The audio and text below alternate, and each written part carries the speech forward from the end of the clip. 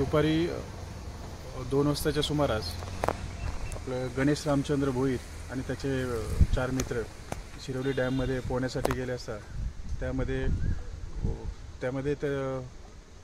गणेश रामचंद्र जो आहे तो बुडाल्याबाबतचे तो तिथं पोहता बुडाला असं त्याचे जे मित्र पोलिसांकडे जाऊन त्यांनी तक्रार केली आणि त्या अनुषंगाने तेव्हापासून आपल्या इथं मदतकार्य चालू आहे.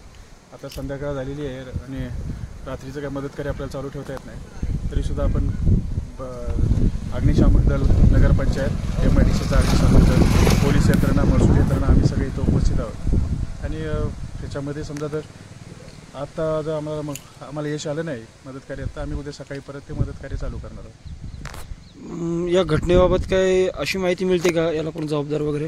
ह्याला जबाबदार बोलता ह्याला सगळं नागरिकांनी सतर्कतेने राहिलं पाहिजे की डॅम वगैरे ह्या गोष्टी कोणत्याही पोहण्याच्या गोष्टी नाही आहेत काही. तो त्यांनी नागरिकांनी त्याबाबत एक हे बाळगलं पाहिजे की बाबा सतर्कता बाळगली पाहिजे की अशा ठिकाणी पोहण्यासाठी वगैरे जाणं म्हणजे जीवित असते धोकादायकच आहे.